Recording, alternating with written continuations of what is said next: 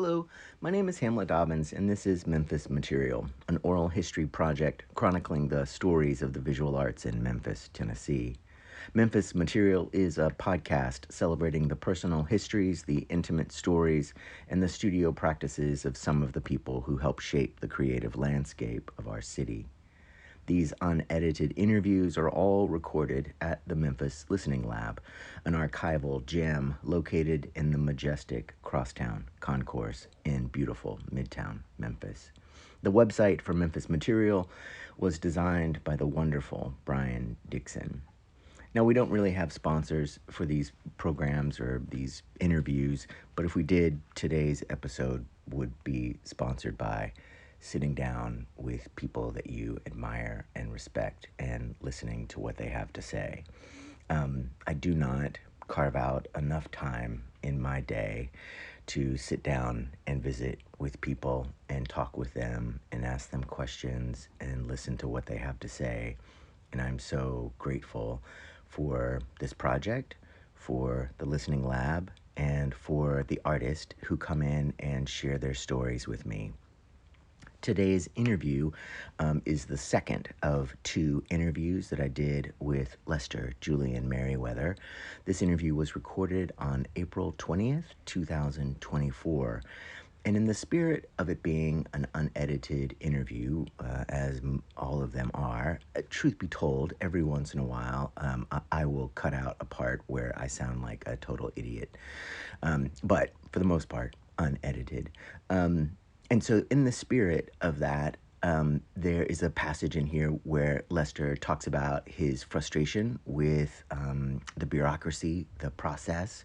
And I think it's really important in the spirit of these interviews for Lester to be able to talk about the things that he wants to talk about. I think that is a critical part of Lester's and all of our histories, all of our stories, and so that part of the interview remains. So again, this interview with Lester Julian Merriweather is the second of two interviews that we did. This interview was recorded on April 20th, 2024. Enjoy the episode. All right, so let's see. So re-listened to the interview from the other day, and let's see, we got up to MCA, and then we got to Skowhegan, and then that was going to lead to some other stuff. But before we get to that, can we back up just a little bit and go back to MCA? Okay. Were there some things that were going on there that felt particularly important for you in terms of teachers that you worked with or things that were going on in the community as well?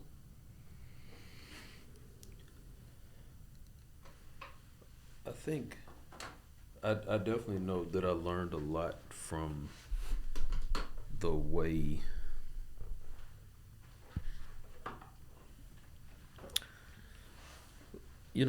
certain people impact you in different ways. Yeah. So it's not always like a teacher-student relationship is, not always a peer relationship. It's, each teacher had like really, really specific things that I learned and or took from them during the experience. So I guess when you say important, yeah, define important. Well, I think, you're in grad school, I hope something important comes out of it. And then I totally know what you're saying. I mean, like important how, though? Well, I think that thing that you were saying with how each person or each part of the institution will impact you in different ways. Like you talked about picking people up at the airport, being their first point of contact and meeting people this way, and then also kind of thinking about the broader community. But also, you were there with other people. You were there with a bunch of teachers, obviously. And then, was this before? I can't remember. I remember you were talking about Alonzo Davis, seeing him at Tougaloo, but I can't remember. Was he still at MCA when you were there? Oh, yeah. Okay. Yeah. Did you get to work with him much?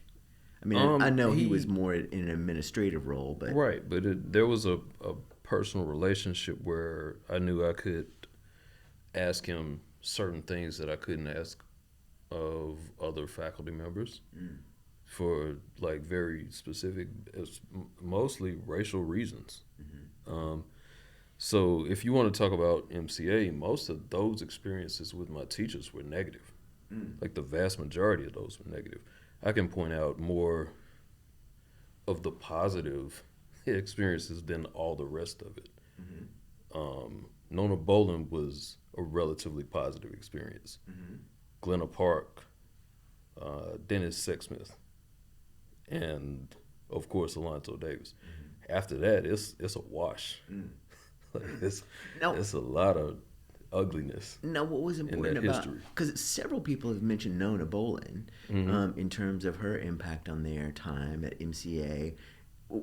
She was the first one that you mentioned. So what was going on? Like, how was she as a teacher?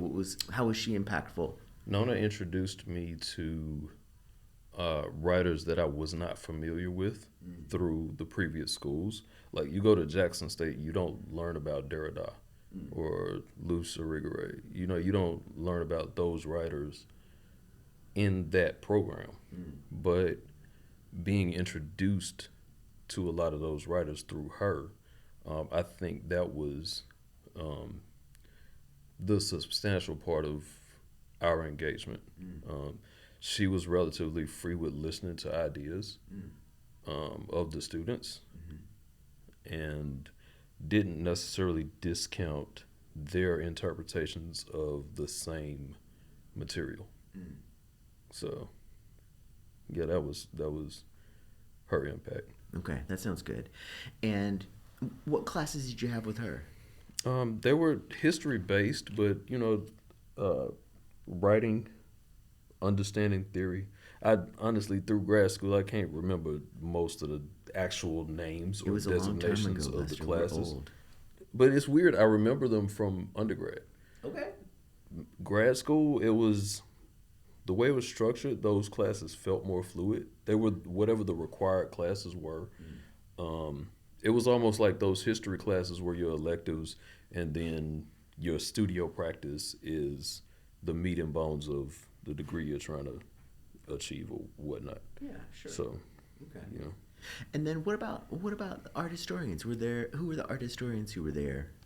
I don't know them as well. Well, historians is like a flexible word. It's more fluid about, the creative interpretation, the writing. It wasn't necessarily. It was more the literary history, the writers being introduced to Heidegger.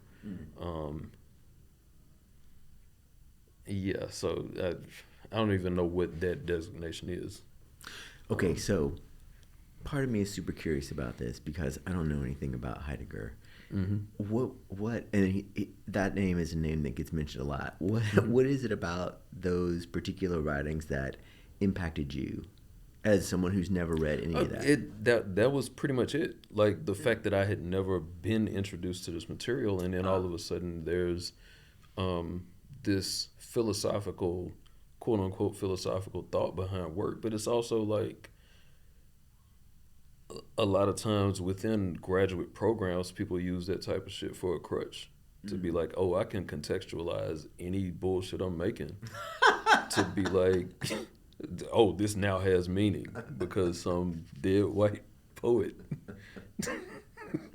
said it. Well, I mean, and then one thing I was really struck with yesterday as I was re-listening to the talk that we did last month, it was that there were several things that you talked about that in a way that I haven't heard other people talk about it. Like there was a kind of this thing led to that thing, led to this thing. Like I think one of the things that's real interesting about your work is that there's a, and about your process is that there's like a thing that you do, and then that thing leads to another step, and then that can lead down another path. You know, like I'm thinking about the three-dimensional sculptures that you had there at the space during the pandemic. Oh my God, I can't remember. Gallery 2021? 2021. Okay, yeah.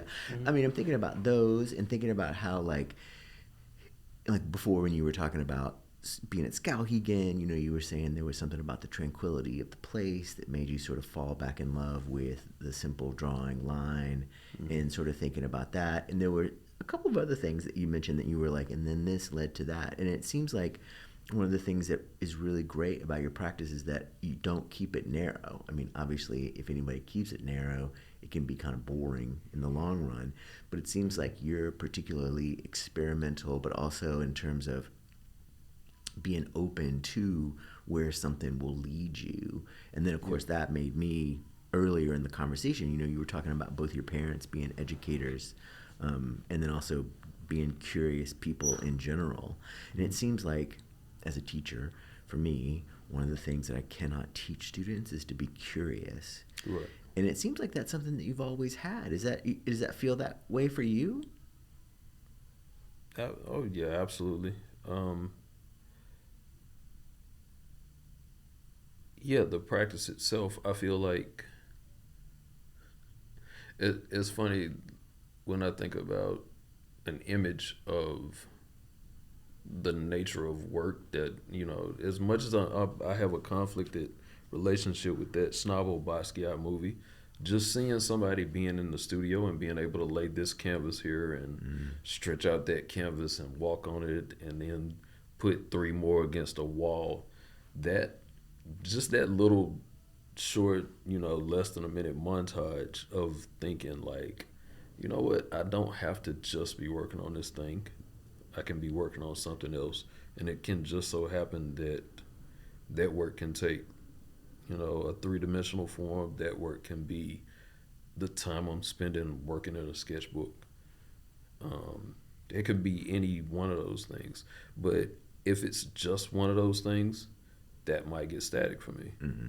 I mean, people, we want to talk about like spectrums and ADHDs and all of those different things, but everybody has, to some degree, how much they pay attention to something or how much they let that thing go.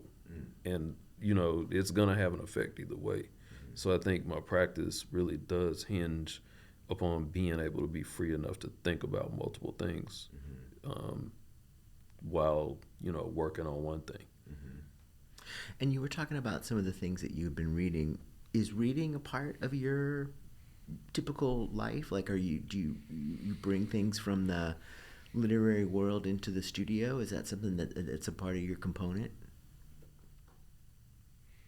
I think I try not to, because I don't want I do a lot of reading, but I mean, these days it's like doing a lot of reading could be, I'm a part of a Game of Thrones group, and I have just recently come to terms with the fact that doing a lot of reading is listening to an audiobook while you're doing other shit. Yeah, of course. If it wasn't for that, I wouldn't have read a book since I was in high school. Exactly. Yeah. So, and even a funny aside for that, I picked up like the first whole thing, A Game of Thrones or whatever, that whole audiobook, and listened.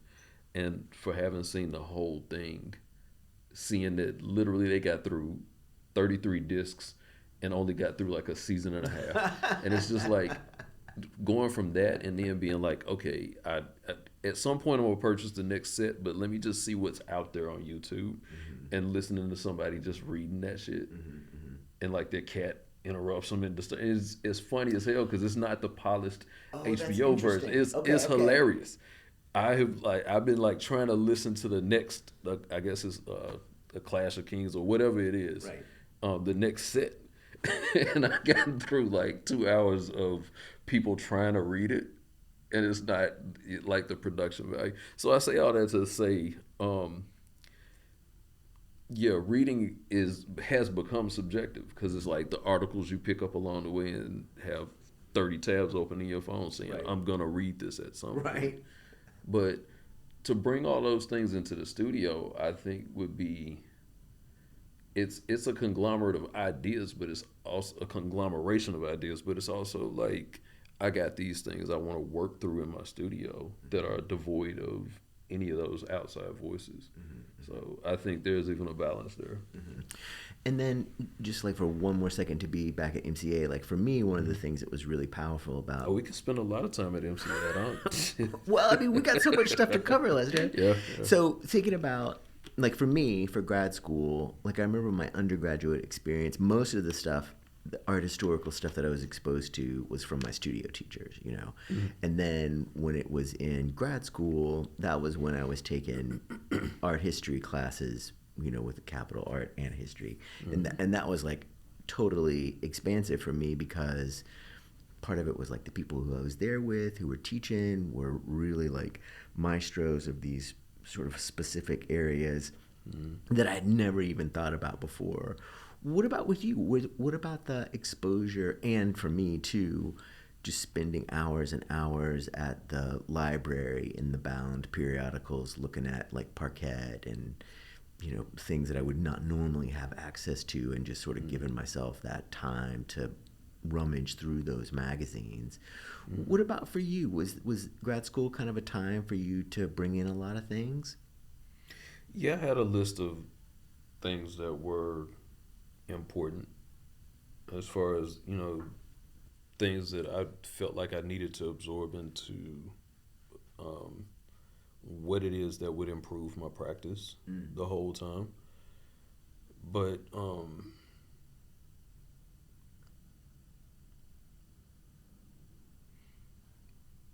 just the idea that, you know, those outside voices become what makes a thing legitimate. That was more problematic for me within grad school, because over time I started to realize the setup of grad school is more so that once you get a degree, you're direct competition with all of those teachers. And so I witnessed a lot of situations where they did only so much to, you know, stay employed and this and that, but they helped their favorites more than they helped other students. And while we had that part of that conversation where it was a thing for somebody like Mr. Hicks, it hurts a lot more when you're talking about a grad student getting a master's degree and going into the workforce and thinking, okay, these things can now affect me and my ability to get a job after this based on how my about to be competition feels about me coming along. So now, what about, I mean, also, I mean, I remember you being really active in the community, you know, and always being at the art shows and always being out there and being a real, you know, someone who I would always see around during grad school. What about the outside community? And just being curious about your connection to Memphis. I mean, obviously, you're from here, you came back, you know, you were quite a presence from the very beginning. What about the art community? Were there facets of that were particularly helpful or informative or interesting for you?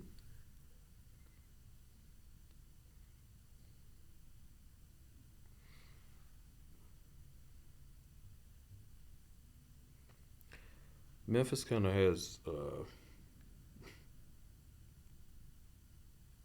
don't know, there's a way that things, you know, seem to, you know, become the status quo in Memphis, but it's, you know, it's so exclusive and exclusionary that, you know, that the earlier time that I was in Memphis, it was a long time understanding how it works. Like if I was to tell somebody I know about ABC Gallery, like whatever, fill in the blank. If I tell them I know about that gallery now, it's because I know about that gallery from 97, 96, when it's at its inception. So to know what it is now and exists as now shows me why it's in a certain position compared to any other galleries that are even open now. People don't know the histories of these places, how they've operated, how they've existed, and so they don't understand why a thing works in a place like Memphis. Memphis is not a place that's friendly to art buying and art selling. So, the systems or, groups of people that, work together to make the entirety of Memphis's art community work don't necessarily work for everybody. They don't make an attempt to work for everybody. So I wonder, I mean, one of the things I've been thinking a lot about lately is what are some things, and I know it isn't like we need to do A and then that will fix everything, but like what are the parts of the cog, the machine, and what are some things that like, I mean, normal people like me and you could do to try and make things better? I feel like I've spent at least the last well over a decade doing the part I was going to do. And I've always come to, like, I've found the realizations that it's no point in, like, trying to wait on somebody to do something in my favor or for me. So I came up with a quote that I feel like I'm gonna post somewhere social, but it was like, I used to feel like to say, I'm not gonna stand by and watch this happen to Memphis. That used to mean I'm gonna get involved and I'm gonna go to Arts Memphis and try to help them find racial equity within the grants that they've started giving to the personal artists, the set of Arts Accelerator grants. Or I'm gonna go to Number Magazine and help them become solvent with the Art of the South exhibition. And now it just kind of it kind of means I'm not gonna stand by and watch this because I'm gonna be in my studio doing my own damn thing, and I'm just not gonna see all the fuckery. Right. So, Well, I mean, I'm totally with you. I mean, I think for me as a person who's been active in the community, I mean, I think there are parts of me that say, this is a thing that I did when I was young and when I had a lot of energy and when I had priorities that were outside of the studio or priorities that were outside of the home. And, running art spaces, being part of Number, like you were saying, or organizing shows or whatever.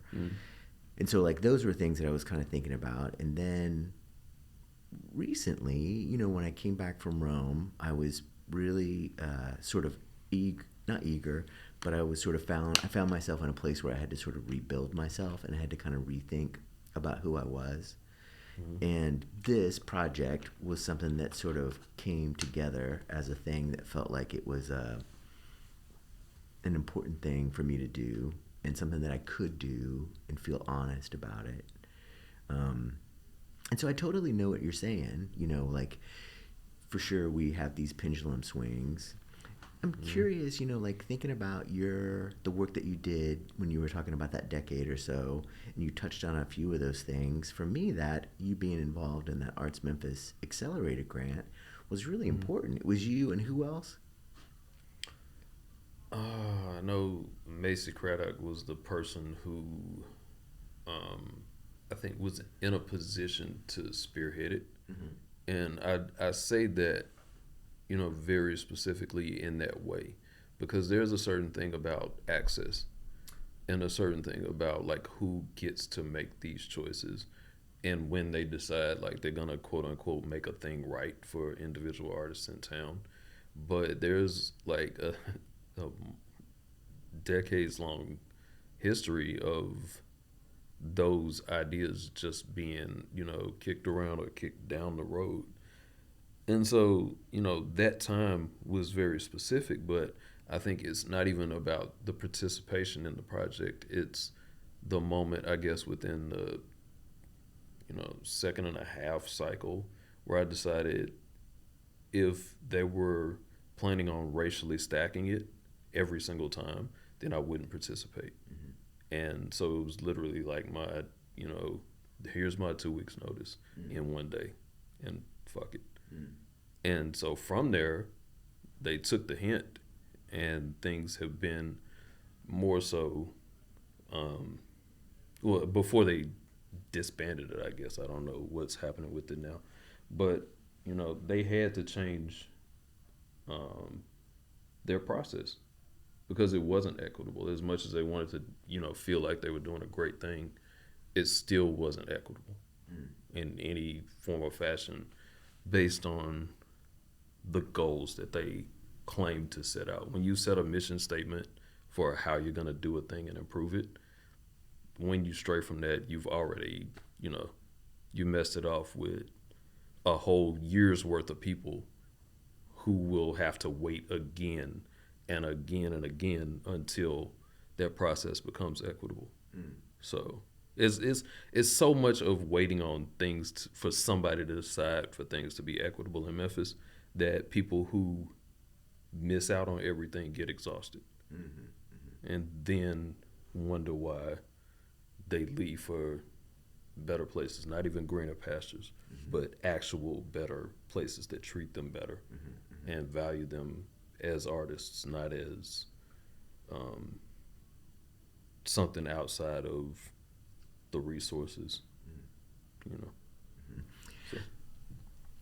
Now, thinking about your connection to the community, who are some of the artists that you work closely with or who feel a kind of kinship with? Because I think one of the things that's really great for me about Memphis is being able to be around people for a long time and sort of seeing their work grow and seeing how their work changes, and also the relationships that you build inside that community. Are there particular groups or little nooks of the community that you feel particularly at home with?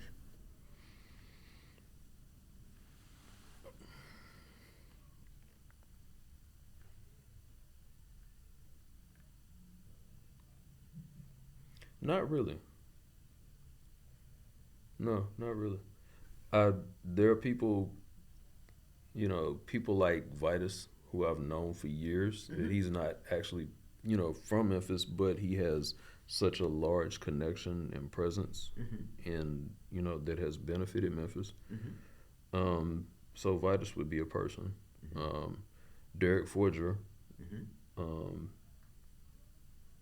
And it seems like this project of his seems like it's really going to be impactful and really sort of powerful. Yeah, definitely. It's because it's actually what's been needed the whole time. You have institutions who have just been happy enough to have people along for a field trip to visit, and nothing more really. No educational programs geared toward a community that's been almost 70% black for the entire time. Every single one of them has existed.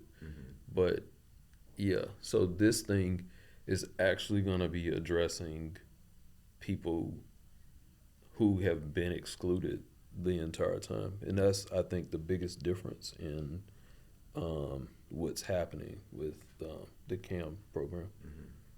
And also, for me, it seems like one of the things that's really impactful about it, you were talking about the inclusive nature of it, and just like the sheer quantity of work that's going into it, in terms of the instructors, in terms of the material, and then also, they've got that building over there in the Edge neighborhood now. I think it's going to be a really terrific, impactful thing. I think also, as someone who goes and visits with schools, like when I go to Arlington or Cordova or Houston, a lot of these kids have been able to participate in that project. It seems like that's such an important facet, because for sure in these interviews that I've been doing with people, so many people have talked about the importance of these high school programs and being exposed to these things, whether it was through a classroom or through seeing art or being a part of art or seeing it in their community. All that stuff seems really important. It seems like CAM is somehow doing it. It's really amazing. Now, what about like you were talking about last time? How after when you went to Skowhegan, that was the summer of your last year at MCA. Yeah. No, and you were also talking about that being there with a lot of people who were really important. Well, actually, it was supposed to be the summer. I ended up finishing that fall. Okay. You mean finishing with school? Yeah, yeah. Oh, okay. Yeah. In December, Yeah. it wasn't supposed to be like that, but who was it? Tom Lee decided I hadn't done enough to pass muster. Huh. All right. Okay. Yeah. Now, and so you ended up going to Skowhegan. Oh, that was the semester I was leaving Skowhegan, Yeah. but somehow I'm not good enough to graduate from MCA Right. for another semester. Well, tell me about this time in Skowhegan. I'm super curious. I mean, that's such a huge, prestigious thing. Yeah, yeah. Skowhegan is set up to be the free time that you need to clear your head for everything about art, whether or not you actually even want to be an artist, whether or not it is worth your time. They provide the type of resources that are, it's almost like if you can imagine for every, for every 10 campers, you have a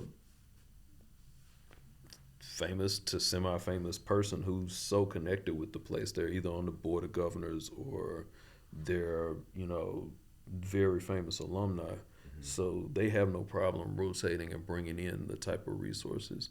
So you end up spending an entire summer with Fred Wilson and Robert Storr and Whitfield Lavelle. Well, hang on, let's slow down. Mm-hmm.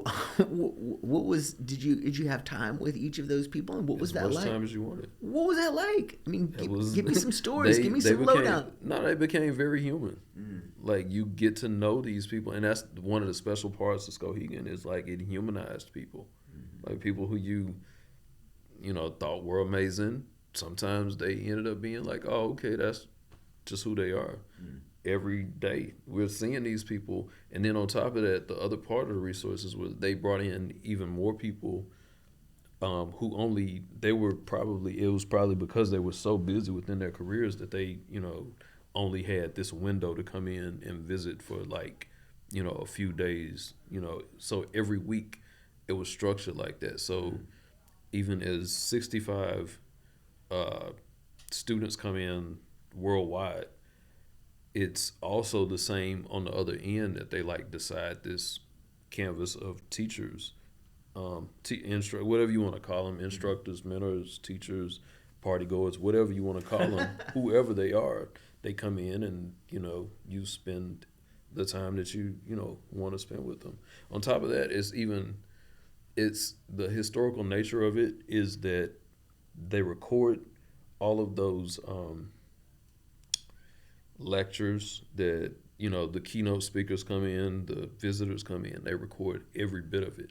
So they take this information and create an archive. So I would actually that's the equivalent of what I would have done at MCA had that resource been there. I was able to go sit and listen to lectures by Martin Puryear and Carol Walker and Machado. Like I was literally listening to these people talk over the years. So the existence of that particular database and archive was probably even more important. It was important in its own way as a component of the work. But then at the same time, you're also having dinner with Fred Wilson every twice a day for 9 weeks. So they, like I said, they really get human, and you start to understand when you leave out of here, the human nature of these people who just happen to be brilliant. They happen to be thinking, and they've afforded themselves the time to think. Mm-hmm. And that's, you leave Skowhegan thinking, oh, I got to finance my creative freedom. Mm-hmm. And I got to prioritize that. So, yeah, when I come back to MCA, it's like, no, I don't necessarily want a job where I'm not your competition. Mm-hmm. They wouldn't see me any other way because now their competition for actually going out and working in the field and not being a teacher. I'm the son of two teachers. I don't want to be a teacher. I've seen what they do for years and a few decades, and I don't want to be a teacher. I'm a teacher by nature for, like, these are things that people can learn from me, and these are things that I understand that I never need to stop learning. But as far as being in the classroom on that regular basis, I would rather try to figure out what my studio practice can be. And Skowhegan gives you that understanding of what your freedom is to try to go do that. Yeah. Now, you said, I've seen what being a teacher does. Like, in your brain, what do you think? Like, what is it about teaching that doesn't necessarily mesh with your temperament? Just the amount of time that you'd be away from your studio practice. The amount of time that you would be forced to be responsible for something outside of your studio practice. And that's the difference between just like, oh, I'm gonna be a teacher, I'm gonna collect this check, I'm gonna show up, I'm gonna make sure these kids are in this room drawing this still life, and I'm gonna go home. Or you can put your actual care into it, and knowing that my parents were teachers who cared, I know I can't just, mess that off as, understanding what the real concept of teaching is. Like, I would care. If I go into that classroom, I would literally start caring about the job I'm doing, about how it's affecting the students. And I know that would that would literally slice what I could be doing in the studio. And then, so you were saying shortly after MCA, you had a series of real important shows and real important things that you were a part of.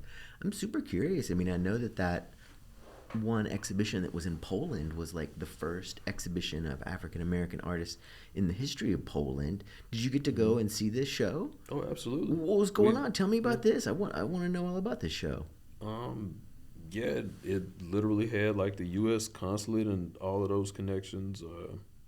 Every outlet was connected to it. It was the National Museum. Our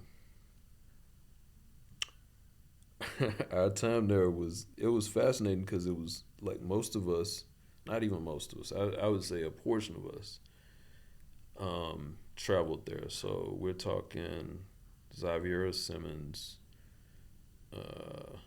Trenton Doyle Hancock, Sanford Biggers, Hank Willis Thomas, Valerie Cassell was there for a period of time. That's just like a core of people that I hung out with, like the whole, like we were there for, I think the window was like 2 weeks or whatever. So the ones of us that came over to do installations, that was myself, Leonardo Drew, and Xaviera and Trent. We all we're just working in the museum doing our work directly on the walls, and while we were doing that, the best parts of it, like the other pieces were coming from museums. So the people who were like really, really big time, like, so they brought a Carol Walker in and installed it for her, right? They brought in Fred Wilson's long table piece with the ceramic small pieces on it and installed that for him. They installed David Hammond's hood right next to my installation. I was just like, yeah, this is freaking, this is like the real thing.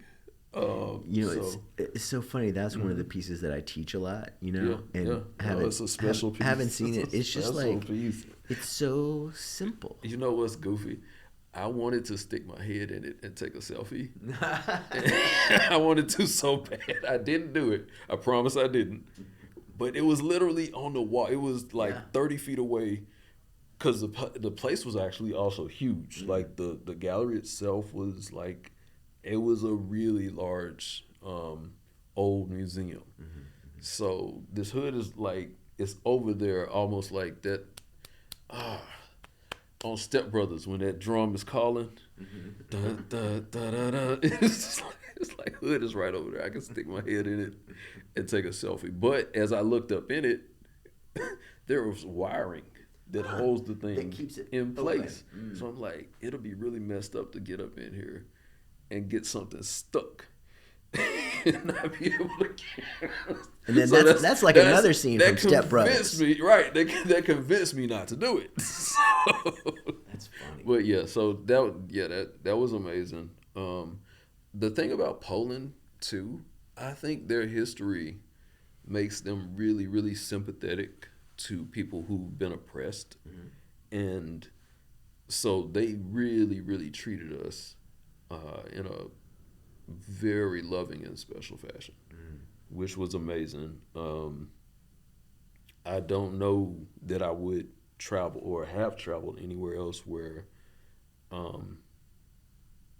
people like, well, no, I take that back. Johannesburg is also a place where people want you not to look at the history. They want you to love them. As is, Poland felt just like that. Like they want you to love Poland, and they don't want you to have a bad impression of Poland. And it's not some act. You could very much feel like they want you back. You're like actually welcome there. So. And then being in that show, did that give you a sense of? I mean, part of that almost feels like a kind of ambassadorship. It's like you're over there. Yeah. And I wonder. That's the word I was trying to figure out. The ambassador. Yeah. For Poland and U.S. work. I mean, that must have been a really strange experience. Wow. People got jobs. They got official positions that are what they're supposed to be doing. So, but no, it was cool. I think I still got that old business card from that experience of the consulate of ambassador, whatever, right, to Poland, to the U.S. No, what about you were talking about the Frequency show too? I mean, that must have been an amazing experience. Did you get to work with Thelma Golden directly? The very first time I met her in person, I was working on my part of the exhibition was on the front glass on 125th Street. So it was a tape drawing right on the front. And I saw her coming in with like one of her people that was like carrying some stuff. And so knowing that, and of course being a fan, I like zipped right across to where the door was and like held the door for her. And she said, "Oh yeah, you're not from here, because nobody in New York does that." No. And as such, it's funny, she remembers me to this day for that. Like I saw her back when she and Glenn Ligon did Blue Black at St. Louis at the Pulitzer. Yeah, so they were in conversation, and I have a wonderful profile picture I use from time to time for that. But it's funny, her memory is such a steel trap. Like she's remembered me every single time. So it's safe to say I know Thelma Golden and she knows me. But it's also like that was a moment where it was like it was so human for her to be such like a larger than life person in the world. She really does have like the personable nature. So and from there, I think that museum has thrived because of her leadership in a way that even like some of the people who were working there while Frequency was going on, they were either associate curators or assistants in whatever facet. Hank's wife, she's gone on to do the biennial. Rujeko Hockley went on and did the Whitney Biennial. Like her family tree of Naomi Beckworth, who went to MCA Chicago and then is at the Guggenheim now.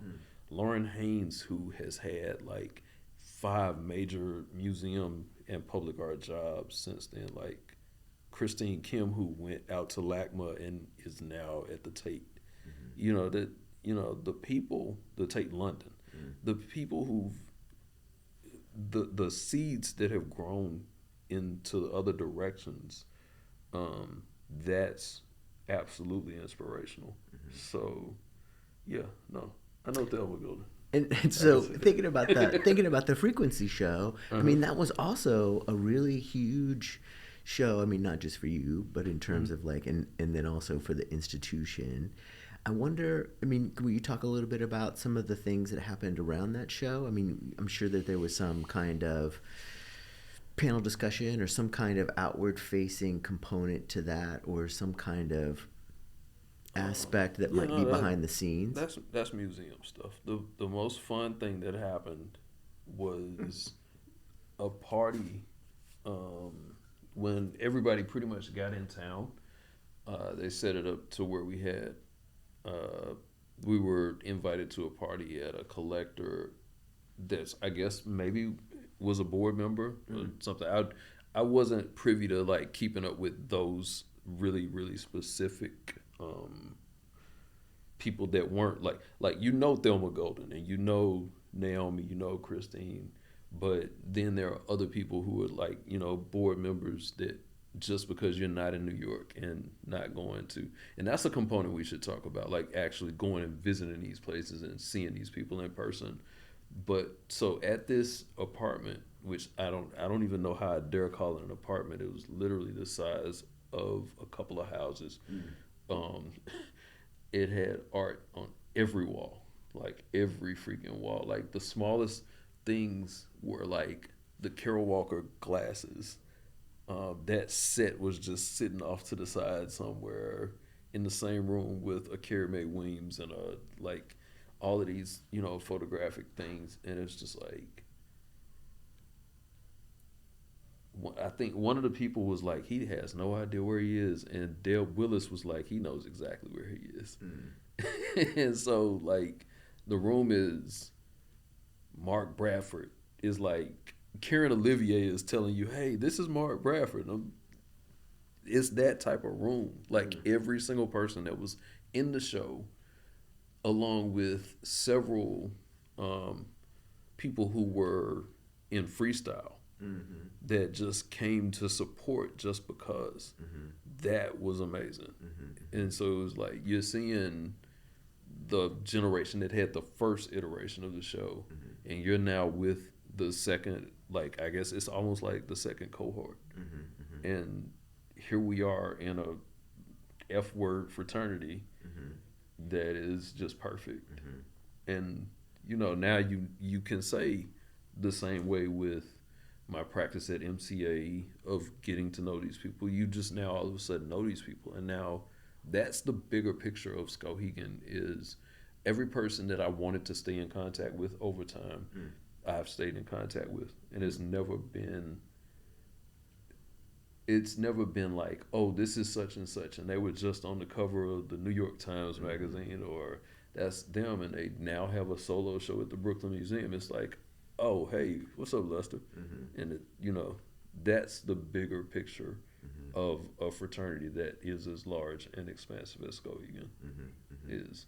You get the type of access that you can't even find in a place like Memphis. Yeah, no, that makes sense. Now, is there a part of you that thinks that would fit your temperament to go to a larger city, to go to a more metropolitan area? The thing I like about Memphis is being able to have the studio space that I want. Like I'm positive that the studio space that I have now would cost an exorbitant amount in a major city.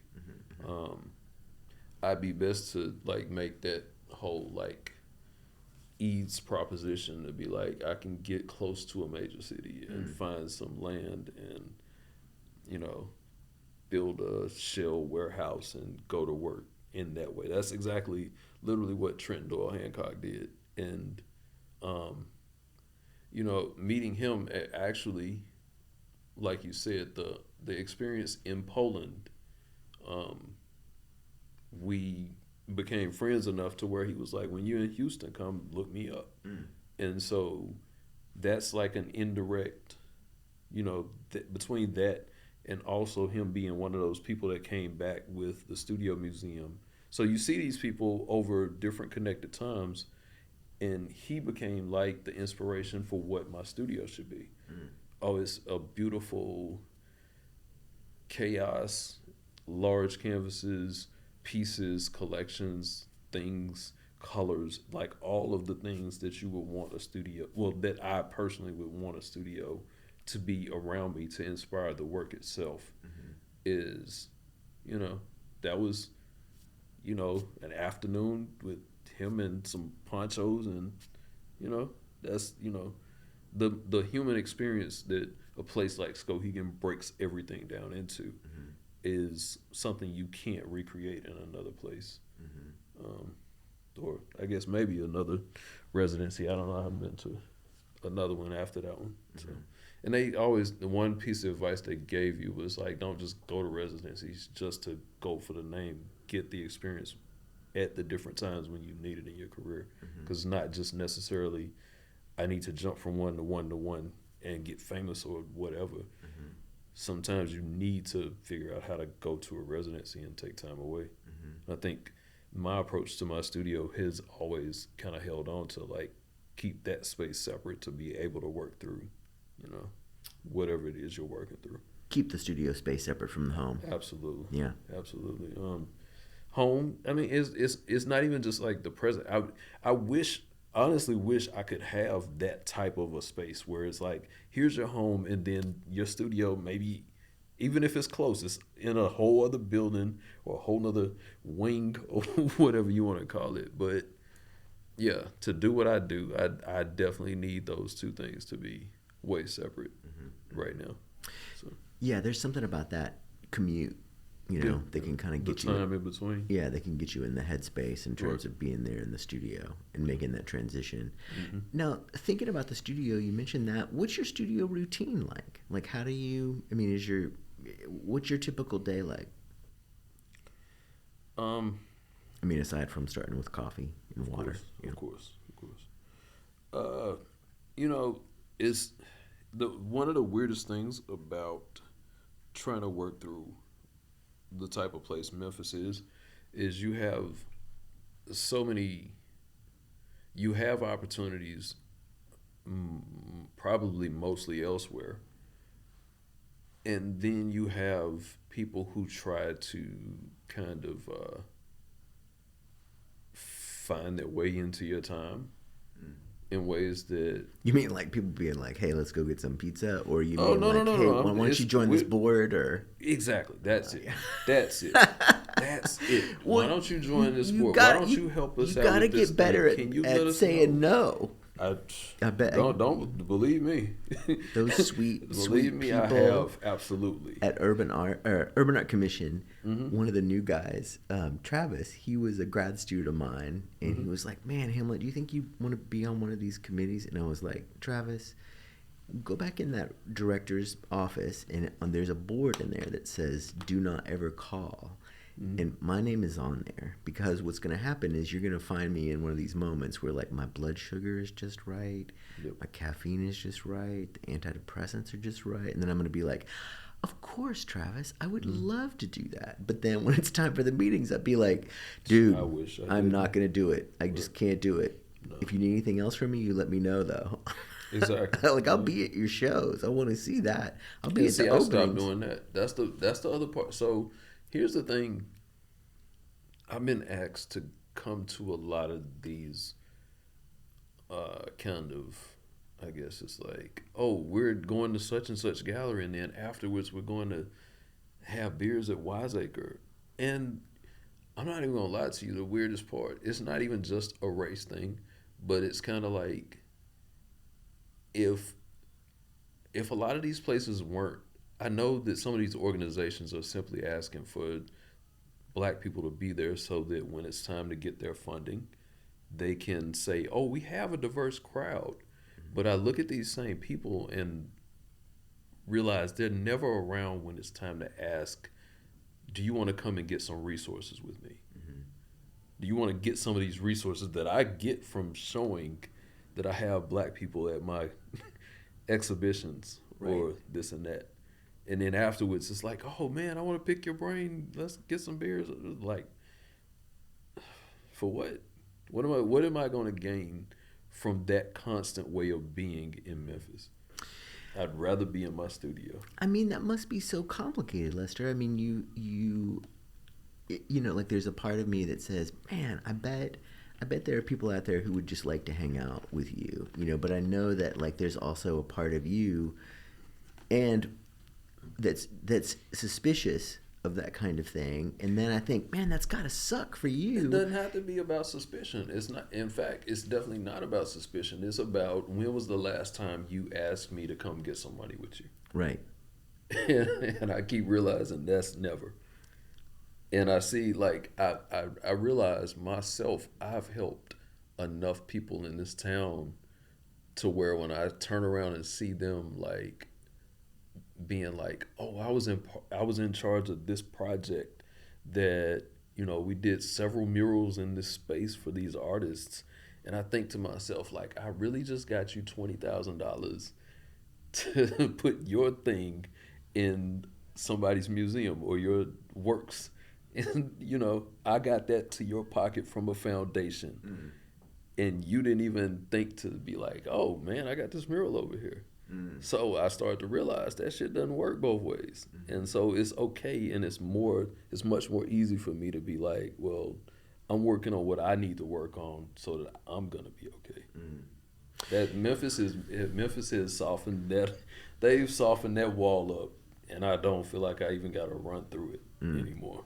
So yeah, I mean, I think, you know, I mean, I totally hear what you're saying. I mean, I think there's a part of me that also feels really sad that there's not a part of me, there's a big part of me that feels sad that whatever would come your way, you would have to say, oh, you know, is that coming because of this, or is it coming because of that, you know? And like you and I have had exchanges on Facebook before or on text message or whatever where it's like, no, Lester, I like your work, you know? And, or like when you came in last time and you were like, what do you mean admire? Lester, you're a kick-ass artist, you know? And like, and I know there's a thing between artists, you know, a competition or that kind of thing, but it's like, I really like your work, you know, and I think you're a kick-ass person. And, but I know that sense of, not suspicion, but maybe not cynicism. That's too sharp. No, cynicism works. But like a kind, you know what I mean? Sarcasm. I mean, that's got to be hard, you know. I mean, and that's got to like have a constant. I would imagine over decades and decades that's real impactful and has a powerful presence just in terms of like going out and seeing stuff.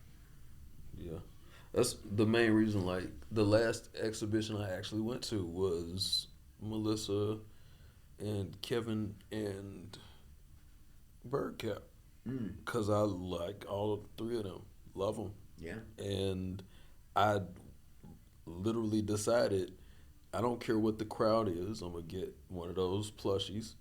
I'm gonna hang out. I'm gonna hang out just long enough so I can go and eat ramen after. Like, see, I was looking for the Xanax, but I like how you have a plushie. That's probably healthier. I couldn't handle it. Plushie, man, hell yeah. I was like, okay, it was fantastic, man. Okay, then maybe I need to get a plushie because that crowd. I'm pretty sure he had more of them. I had to get a plushie. Oh, you mean getting one of Birdcap's plushies? I thought you meant like having a plushie as like a coping mechanism for the crowd. I mean. That's where my head is, Lester. I trying to figure out how to handle 8,000 people in this space. It was a big one, man. I'm thinking about, I'm glad I was this far. I was as far as you can be away from Michael's show and my show, because that was marketing genius in every way. And it was also the fact that it didn't even have to be marketing. It was his people that were willing to travel from everywhere to come and support his show. And that's the type of energy that Memphis does not nurture. Memphians and Memphis by and large doesn't nurture the type of person who can end up being bird cap and having people who would literally get on a plane to come and see his work. And all right, so let's break that down. So what do you mean nurture? Like, what do you mean, like, how can, and P.S., I'm with you. I'm just curious to try and figure out maybe how we can do it better. But what do you think? It's literally, it always comes down to the resources. It's no other, there are no other conversations. It's literally, are you going to finance people's work so that it can be successful?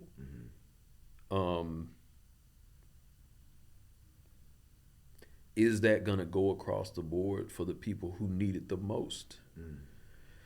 I won't say like the names, but I remember the worst example, the one that actually made me quit the Arts Accelerator grant, was there was a set of people, a subset of people who they tried to lump in because of age. And two of these people were white, two of them were black. And they were literally trying to make us decide between the two black people. And saying that they were for the Arts Accelerator grant at Arts Memphis. But there's like another, what's the grant that they have where it's like someone who's been in the community for a really long time? Is that the one you're talking about? Oh, that's the Emmett Award. Oh, okay, that's different. I have a story for the Emmett Award too, because somehow. When are you going to get an Emmett Award? I was nominated once. Okay. Against Greeley Myatt and Nancy Cheers. You lost that. And it was 12 jurors. 10 of them were white women. One of them was a black woman, and one of them was a white man. And I was just like, that's gonna be fun. And so it was fascinating to sit in that room and look around the room and understand. Like, wait, you were in the room when they were doing the I'm process? talking about the presentation. Because oh. they of course they invited us to one of the bankers' homes or whatever that's connected to it. Right. So I'm literally sitting there like, okay, this is the year that you put me against Greeley Myatt and Nancy Cheers. Of course, yeah. I don't want to go against them. Let's go. Let's fucking go. It's like whatever. So all right, but no, hang on. Back to talk about BirdCap and supporting BirdCap. Nobody in this. I mean, I love BirdCap. If anybody is going to have a billion murals in a town, I want it to be BirdCap. There's no huger fan of BirdCap than me. But damn, BirdCap's got a lot of stuff. And there's a part of me that's like, well, yeah, I mean, BirdCap has a lot of stuff, but then how many things does BirdCap really need in the town? And then what other ways can we nurture him? Well, no, I think he works for himself far more than anyone else. Yeah, and he's a globetrotter. In a way that is supportive of the other people he's working with. For sure. And that's the difference. If those opportunities, and see, he's a bad example because he actually does the work. Yeah. And also other people who are not in a position to do the work because of being excluded. I don't think he's a person who the exclusion, it doesn't happen to, but it also doesn't matter because of the way he goes about doing it. Yeah. There are other people who are far more hurt by being excluded from the resources that exist. Yeah. And I mean, like I said, and of all, like the sweetest human beings on the planet, BirdCap is for sure one of them. Yeah. And so no shade on BirdCap at all. But I'm totally with you. Like there is a part of me that thinks like, how do we do this? How do we nurture? How do we support? And I know there's like the Hamlet and Leicester echelon, which is very minimal compared to how much other people in greater positions of power can do instead of two, weird artists who like to hang out in their studios and listen to Game of Thrones on audio. Yeah. And so like, but I don't think we got to the part of the Arts Accelerator that was important. Okay. So those four who were 30-ish in range. Okay. There was another person who was under consideration who, and every time I see their work, they wanted the grant to buy like a $5,000 sewing machine. Now, mind you, this person is retired and has a doctor for a husband. One of the people out of these four wanted to utilize their money to go to Comic Con, the major Comic Con, and they had their work ready to go.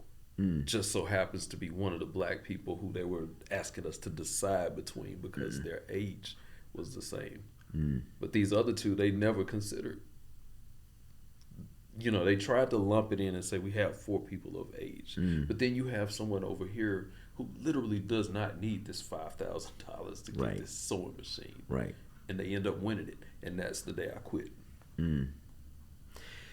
Yeah, I mean, I'm with you. I mean, I think for me, one of the things that's really hard about all of that stuff is like thinking about the balance. When you move away from your mission statement that says you're going to very much consider the people who need it the most. Yeah, for me, that was really important in terms of thinking about like if it can't be done without that money, that's the project that really needs to be funded. Right. And then also just thinking about like the prestige that goes along with one of those awards. I mean, those awards are few and far between, and once you get it, you can't get it again, which totally makes sense. You don't want people getting it a bunch of times, and it can be really impactful to people who get that award. I mean, you know this. I'm preaching to the choir. Important. Yeah, it's important. Yeah. Now, okay, so thinking about your studio day and trying to avoid people who want to rope you into being on panels, what's your typical studio day like? It's definitely the work, and lately it's been, you know, I think doing the what a studio person would call it extemporaneous work of being like, yo, it has to have its, this show has to have its artist statement, and all of the things have to be, you know, the work part, the getting arrangements for framing and getting things packaged to ship. Like, very much lately that's been every day. So, yeah, just constantly moving. I usually, like, I definitely have to eat more often in the middle of the day, but it leads to, you know, heavy breakfasts and heavy dinners. So, but yeah, the work, I just don't stop the work until it's done. So. And are there, like you were talking about listening to amateur readings of Game of Thrones, what's another part of the studio practice that's real important in terms of thinking about, like, is there music? Is there, what other components seem to be important? I'm definitely a sports fanatic, so the majority of the day from, I guess, if I'm there for Jeff Calkins' show, and then Jason and John from, you know, I listen to 929 because it's basketball, mainly, you know, University of Memphis and Grizzlies. So that's what's in the background that allows me to tune in or tune out. And then around 2 o'clock, because I can't stand the rest of the broadcast after that, it's either music or podcasts or definitely still things that I can move away from.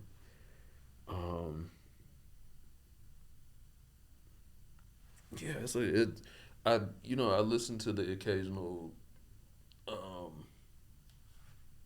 think one of the longest ones I listened to was maybe the New Yorker's accounts of Gagosian in like his later years. His like right now, I think I listened to that like a couple of months ago because it's fascinating to think, you know, knowing what he was during the '80s and through Basquiat, Clemente, like all at Warhol, and thinking about what he is now as, God, it's almost like a Hydra concept where he has like probably 20 galleries around the world. Like he, you know, but that's a concept that's also like, that makes you understand, like, if, you know, you get skipped over for this situation or that situation in Memphis, it's like, let me look and see what exists in other places.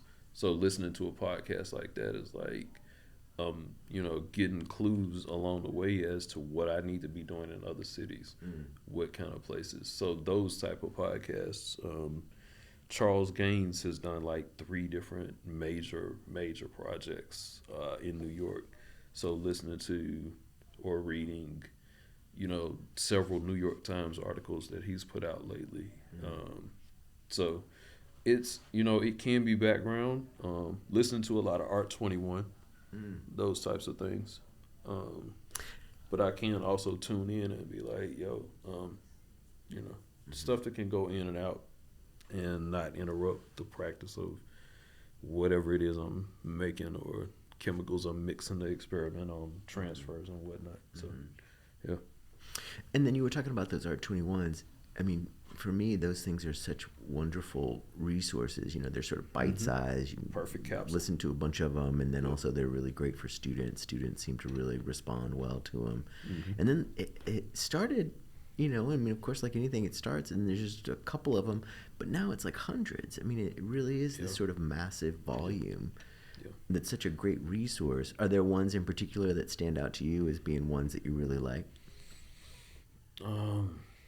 Trenton's first one, because it really was like I'm looking at this studio space, the smaller studio before he moved into the next one, and it's like, damn, that is really cool to see. That's where he was then, and thinking about the extra spaces that no one used in MCA and even at Jackson State, and thinking like, yeah, that was me like figuring out something in a corner no one else was ever using. So his first one reminded me of that. Julian Merriweather too, definitely. I love her work. I love the stuff she's trying with her work. It's very, very experimental. And what is it about Julian Merriweather's work that you like? The nature of layering it. I guess, of course, the earlier maps pieces she was making, I liked the sparseness of color, and people wouldn't necessarily see that part, but when you really looked at the largest ones, they were really just black and white drawings that had color interlaced in a way that made them feel more like paintings. And of course, over time, she got more and more expansive, and they became more colorful or whatnot, and moved away from that. But now she's gone back into a kind of a space that has this, I don't know if I'm saying it right, polka, Sigmar. It has this like almost encaustic nature of layering that's so still perfectly flat that it's just effing amazing to see the surfaces. So same thing with looking at the surfaces of Ellen Gallagher, and hers are like rough hewn in a way that's opposite of the last ones Moretu is doing. So yeah. Now, did you ever get a chance to work with Radcliffe Bailey? Was he ever in any of the shows that you were in, or any interactions with him? Let's see, I had multiple interactions. He was like, he was as much of a quote unquote larger than life figure as he was for Atlanta and the region and further out, of course. He was very like down to earth, very much like an open book. I met him several times. The time I was able to work with him, it was through Elliot Perry, and a couple of times because he had purchased a number of works from Radcliffe. I was able to curate them into various shows. One of them being here at Crosstown, another being a retrospective of Elliot's collection at the time at the Fogelman Gallery. So, I've been familiar with his work since it was the Chocolate City exhibition at the High Museum, and then the large project at the airport that still, you know, I don't think they'll ever move it at this point, because it's weird, because as much as I used to see it in pictures, when I actually went through Atlanta's airport and saw it in person, it was like even more impressive. Scale, everything about it. The fact that, of course, you're going down an escalator and it's passing you by. It's not like you can just stay there. You can stay at the top or bottom of it, but it's like, this is the moment that you're gonna see this special. It's so perfectly positioned for a piece of public art. So all of those things, to be able to see an artist that young and black being able to do a project that got so much attention, especially with the Olympics and all of those things. Yeah, he was positioned very well for the storm of things that would push his career in the right direction. And it's unfortunate to see him, you know, be gone at 55 years old. That's crazy. Yeah. Yeah, I've been thinking about him a lot lately. I mean, I've seen, you know, I mean, obviously people are talking about him more, and then also, you know, they Jack Shaman, I think, released a really great video, and there's been a lot of like social media tributes for him. And I really remember, I mean, for me, one of the things that was really great about Radcliffe was that when he came to town to do the show at Rhodes, that was when Elliot came by, and we were able to sort of get to know him, and we were able to sort of work with him. But Radcliffe is, I mean, when you were saying he was really down to earth, it's funny. I know that he and Trenton Doyle Hancock are not from the same planet, but I know that Radcliffe, it's almost like he's kind of like the way I thought about him was that he was almost like in between dimensions. You know, it was like he was here with us, but then there would be times when he would be real fuzzy, like almost like not there, you know what I mean? And there's something about Radcliffe, I think, that was like he would just sort of duck in to our dimension enough to touch base and to be human and to have like a real beautiful, generous connection, but then he would kind of slip away, you know, and then he would kind of be in the studio. Like I remember going to his place, and we would hang out and we would visit, and then he would be like, well, you want to see what's going on in the studio? And I'd be like, yeah, of course. And then like there was this kind of like weird thing that happened where he was in the room with me, but then not in the room with me, and then he would come back in the room with me, and then he would not be in the room, and then he would come back in the room. But he was in the room the whole time, you know what I'm saying? Yeah. It's like he was like... And Terry Atkins was like that too. Yeah. Yeah. Same kind of energy. Now, when you were talking about working with Elliot doing the show at Fogelman, talk a little bit about, I'm curious about the impact that organizing art shows, what itch that exercised for you in terms of thinking about being able to impact the community or do things that were important. No, that was definitely part of that first section of I can't stand by and watch this happen in Memphis. So yeah, my entire time at Fogelman, my intention was, even as it has been to, you know, another, you know, later project that affected our local museum. My intention was to understand that Memphis didn't necessarily have access to artists who were practicing,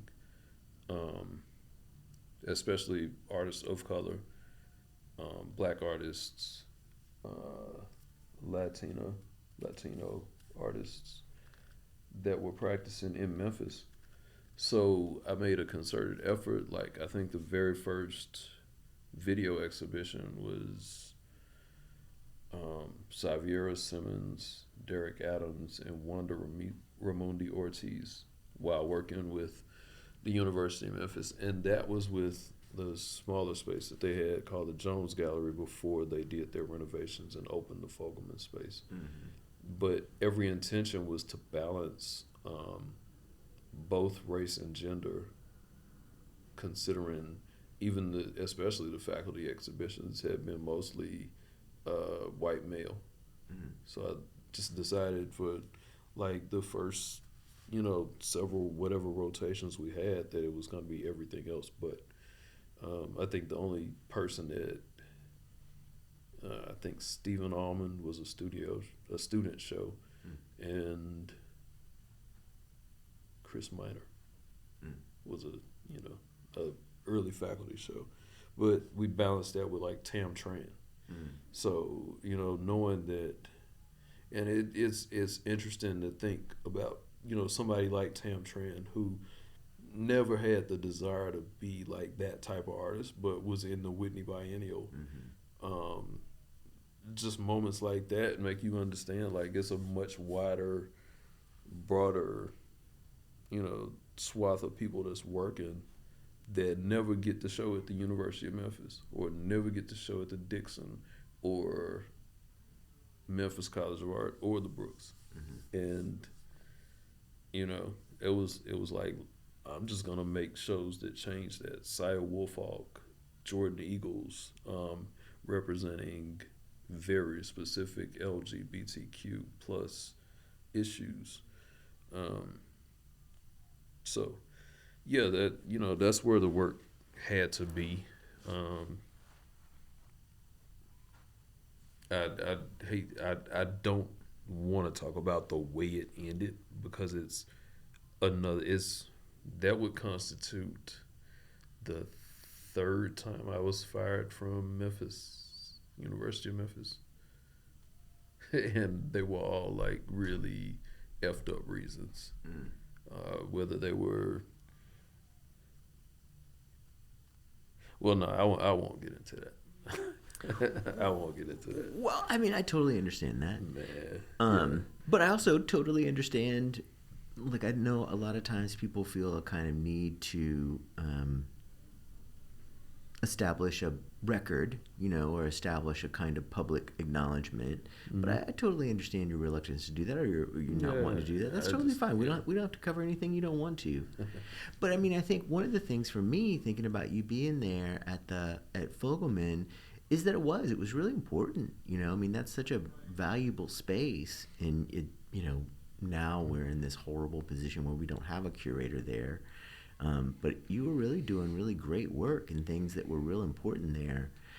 Was working with artists, was that a thing that kind of came naturally to you? You were talking about being the point of contact for a lot of the visiting artists at MCA. Was that something that just sort of was natural for you, or was that something that was difficult? Oh no, it's absolutely natural because as an artist, the things you don't want to deal with. Like you want to come into town. It's Memphis, so you want to eat some good food. You want your work to arrive safely. You don't want to have to worry about where you're staying. So those things, the structure of Memphis made a lot of that simple. You have the Fogelman Center and the Holiday Inn, so you have places to stay. Because you've built the Fogelman with the space you've utilized to build it, you have adequate storage for most of the exhibitions that come here. You have insurance policies in place, and you got access to any type of food you want. Like even like early on when dealing with MCA, I think this place wasn't like vegan friendly. You could take somebody to Whole Foods or Otherlands, and it's like, well, that's pretty much what we got at the time in '96 to 2000 to 2002. So, well, yeah. I remember the whole time I was working at Rhodes, every once in a while we'd have a vegan come through, and I would have to talk to Facebook and ask. You gotta go figure it out. Facebook where to take people who were vegans. Right. And like not vegans who got this stuff cooked in pork lard, like like right. Yeah, it's got flavor, it's barbecue. Like but no, we need vegan, not vegetarian, not some hybrid. We need vegan. Like they're coming from New York, they don't eat anything leather or animal. Like, now we're talking about food. That's real important. Yeah. What were some places that you would be sure to take people? Oh no, it started with Otherlands, and there were very few other. I was lucky enough where there were only maybe 2 vegans. Okay, but So vegans aside, like right. what was your kind of go-to rotation? Didn't have a rotation. It was like whatever they wanted. So I guess Saigon. I had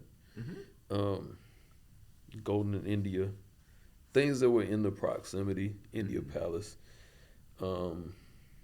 Yeah, it's 2000. I gotta remember what was even still open back then. But I was fortunate that like the majority of them wanted some kind of barbecue. So you could tell them Central AR. You could tell them the basics. The answer was always like, you should have come during a time where we were actually cooking, because that's the barbecue that matters, not these restaurants. But I guess even now, if I was to do it now, I would have to try to pull them so far away from the area of Midtown to be like, you should go to Bala's Bistro and get some Jamaican jerk that you like, something else. Right. It would need to be.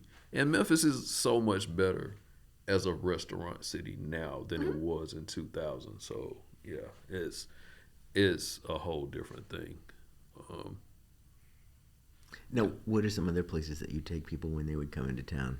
Like for me, Stax was in regular rotation, and I would obviously we would go to the river and see the river. I think Bala's is it. Like right now, yeah. I honestly cook more than ever before, so it's not, restaurants aren't as important to me these days. I'm like hooked on ramen lately, like making, it's weird. I watched this anime called Delicious in Dungeons from Netflix, and it's the weirdest damn thing. But between that and the Uncanny Counter, I just always got a taste in the back of my mind, like I want to boil some ramen and put some corned beef, an egg, some spinach, some kind of mushrooms, a good broth. Now, is there a place that you like to go for ramen in town? Because ramen is something that's sort of outside of my sphere. So my girlfriend's favorite place is the Crazy Noodle. Yeah. And that's like the place that has kind of made me go ahead and be hooked on it. A nice spicy chicken ramen, add shiitake mushrooms, Okay. Nice air bath to add PA to go with it. Now, for me, one of the things that's been real interesting about this process too is a lot of the people that I'll interview are older than us. And so, and of course, we're aging, and so like there's a part of me. I'm aging backwards. There's a part of me that like that wonders like what. How do you think about this aging thing and about being in the studio, about being an artist who's older? All the artists I know that are my favorite artists are successful at the age they are, and it's. Like, I was surprised to find out that Mark Bradford is like 10 years older than me. But it's like, I remember when things started working for him. Same thing even with Radcliffe, like you were saying. He was only 55. And I know, like, the parts of his career at different ages. I'm not worried at all. Like the work itself is one thing that is separate from what you think about as far as how you want to approach your career. So the truth is, aging is a good thing. It's literally saying like you're still at it as a practicing artist, and there's gonna be the right situation that's gonna you either reach out to them or they're going to reach out to you, where there's going to be the type of trust that you need to not waste your time with the gallery. And speaking of aging, one of the assignments that I give my students is I pretend to pull out a tarot deck, and I tell them that they're going to die when they're 84 years old. and then I tell them that I want them to write their obituary for when they're 84. Interesting. You know where this is going. What do you think? What's in your obituary? You know, I declined to. No. I declined. And I guess I can say it. Llewellyn Franklin was working on a project, and that was one of the specific parts of it. And I was like, I that was the thing that made me not do the exhibition. Writing an obituary, writing your own obituary was a part of the project? Yeah. Where was this? I missed it. At Fogelman. Good Lord. Yeah. Okay. Well, okay. And so that's an energy that I take serious in a way that it's like, I don't try to be a person that like dictates any of that type of stuff, and I wouldn't write it out. I'd be like, I'd rather, if these are the quote unquote things that are going in that obituary and I'll accomplish, then yes, so be it. But it's more so the concept of death itself that I don't like. I don't engage in that way. I've come across enough death. It's weird because that's another freaking social media type post that since September, there literally it's probably been about 20 deaths that were connected to artists or personal. Not many of them personal to me, maybe about 3 of those. But the one that threw me off the most was the fact that I was, working on the pieces and the whole setup for Multiplicity that was at the, Frist. Yeah. And it opened in September, and it was like the first traveling exhibition for me. So this was like a landmark in my career. It's the first time a museum show is gonna go, from one place to another. So it was the first time that crates were specifically built for me. So these are things that like make you think, oh shit, this is, and it's weird because Whitfield Lavelle gave me this advice at Skowhegan. He was like, do everything you can to start getting the exhibitions to travel so you don't have to think about them for like a couple of years. Move them out of the studio and get them away from you and create that separation and whatever is going to come with it. So it took that long. That was, Skowhegan's 2002. So all these years later, that finally happened in that way. So I'm thinking to myself, this is excluding the Studio Museum and Poland, the Frist is the best experience I've had with a museum. And that's like excluding no one else besides the Studio Museum and the National Gallery in Warsaw, Poland. And so all of these things are happening. And then my first basketball player that when I was working with, youth basketball coaching or whatnot, he was murdered.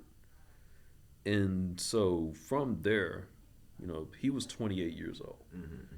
And, I had worked with that kid since he was like 13.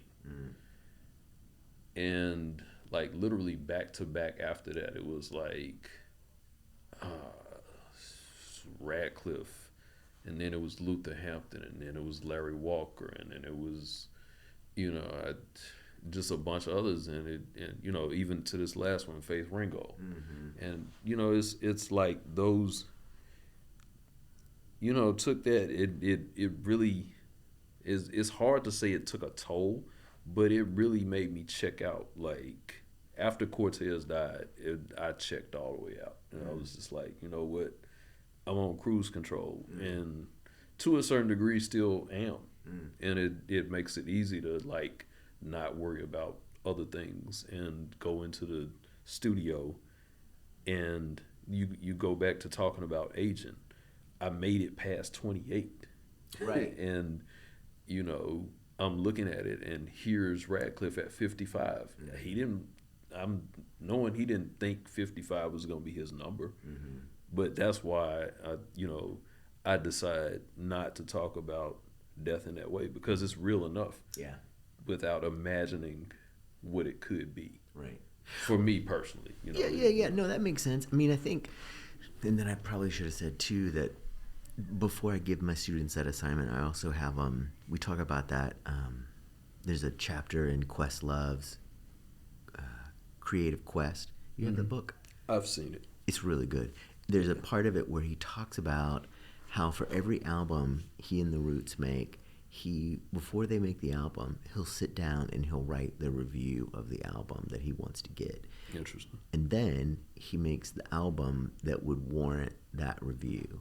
It's a great. That's an interesting. I know, right? Way to go about it. And so I like that. That's actually the preface to the question about the obituary. I've totally framed that wrong. If I ever do that again, I'll have to fix that.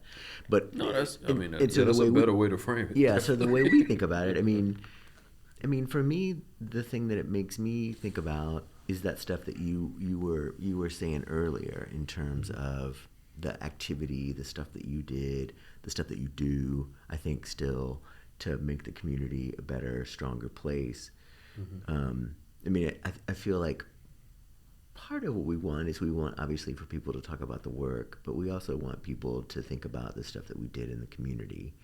And also thinking about the people that we touched and the other aspects of the city or the community that were important for us.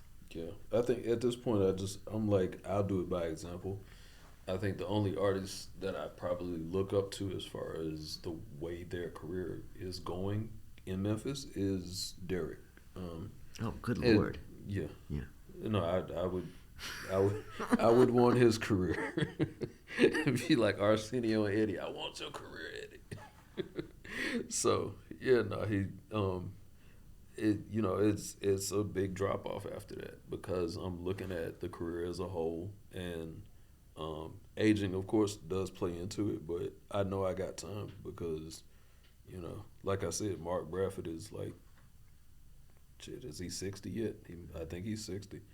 And so my checklist ends up being things like the impossible things. Like I remember Matthew Daylor at MCA, all he used to talk about was getting in the Venice Biennial.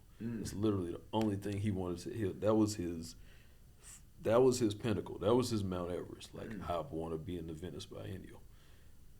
So of course, like the list is, those things, Venice, Documenta, Whitney, but you also start to know, like, if my references for this application or my people who know me from wherever to suggest I get this award, or MacArthur, of course, like all of those things that have the name, it's like, well, shit. And then I want to go to Mars, and then exactly. I want to have like, I don't know, I want to ride in the back of a humpback whale. Yep. Okay. Yep. With reins. Daenerys rode her dragon with no fucking saddle. Like, they talk about that all the time. Like, back in House of the Dragon, they got saddles, they got all of that stuff. It was like she was just chasing the fucking dragon. That's funny. All right, so last question. Talk to me about the work that's in your house. What do you live with? Oh, that's fun. I know, it's a good question. I don't think I ever talked. I hadn't really told anybody about that. That's why we're here, Lester. I guess I'll start with the good stuff. Just break out the honey here. I have the Yinka Shanaberry house, like the little doll house that he made. That was an addition. That's a cool piece. Was that a Norton present? Mm-hmm. Yeah. Yep. So found one. Wait, where did you find it? Found one. Like on eBay or something? No. It was there was this shop that was in New Orleans, and for a short amount of time they were inside the Contemporary Art Center of New Orleans, selling things like basically from the gift shop type space. And I saw it and I was like, yo, That's that's that thing. And of course, the person selling it, they knew. They were like, "Oh wow, okay, he knows what this is. We can't just hide it in the corner anymore. We gotta actually sell it." So yeah, I got it there. I have a drawing by Trendor Hancock that from our time in Poland.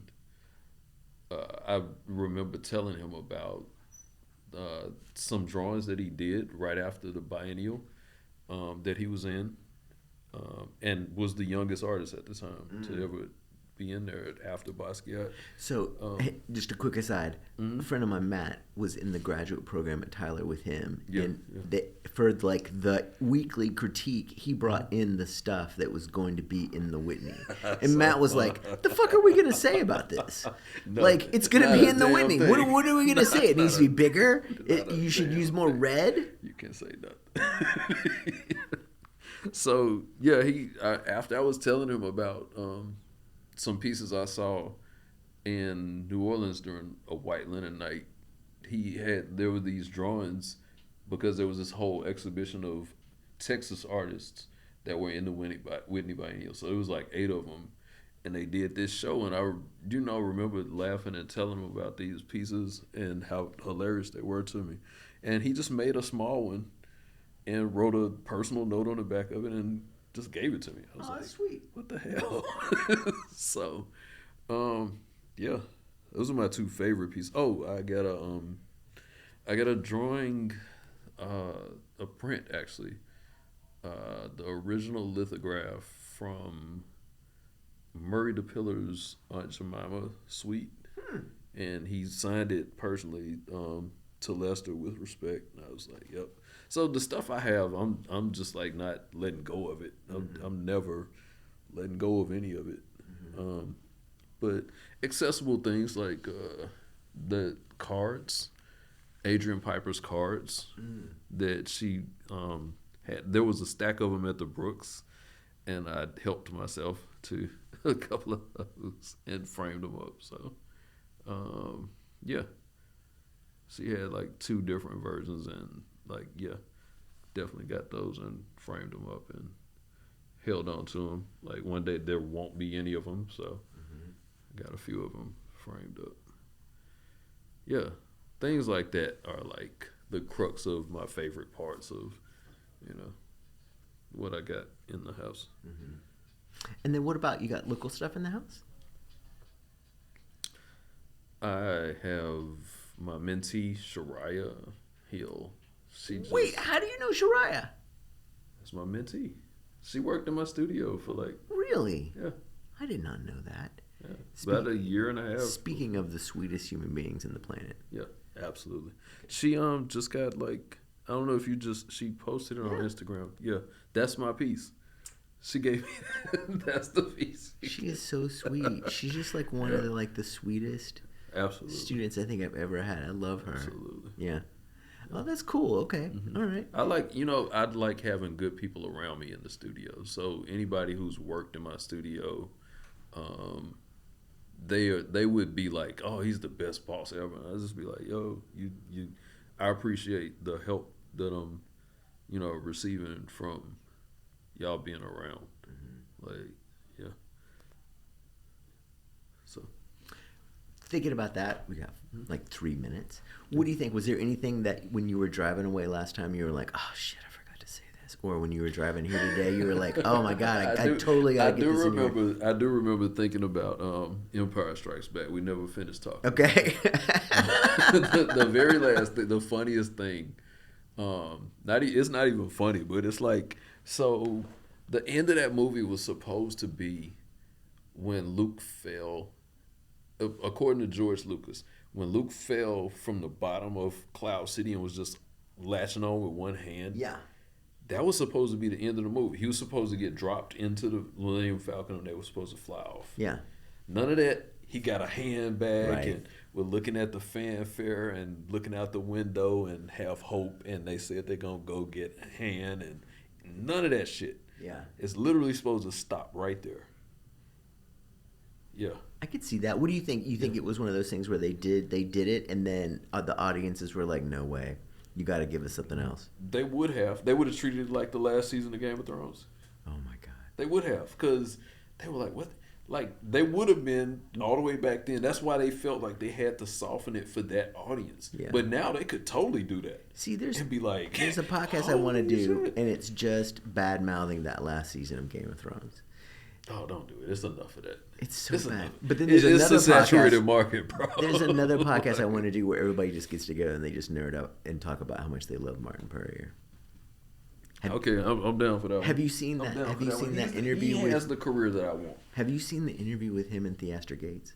I have not. Send it to me. Dude, Send it to me. it is my happy place. Okay. Like I'll sit there Send and it watch to it me. Send because me you the can link. see that Martin Puryear is totally relaxed. You know, like sometimes when he gives presentations, you know, he's very kind of by the book, very has this thing that he says, and then you can also tell that Theaster Gates is totally The opposite. in awe of Martin Puryear. Yeah. He's just like, I am sitting here with Martin Puryear like right now. You can tell that he is just giddy to be there.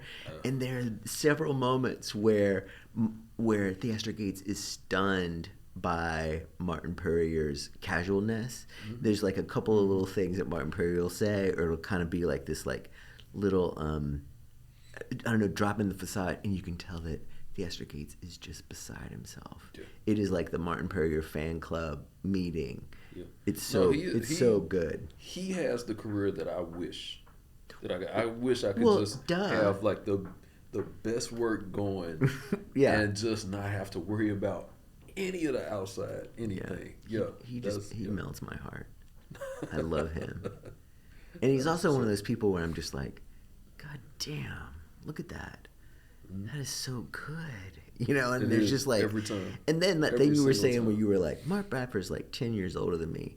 But like for me when I look at Puryear's work, I'm just like, there's nothing I can do. That's so good. I'm just gonna hang out over here and make little paintings with some dots on them, and I'm just gonna be admiring Martin Puryear. Yeah. All right, that's a good place to stop as the alarm goes off. And that was the second of 2 interviews I recorded with Lester Julian Merriweather. That interview was recorded on April 20th, 2024. Please join us next week when we have another interview. Until then, thank you for listening.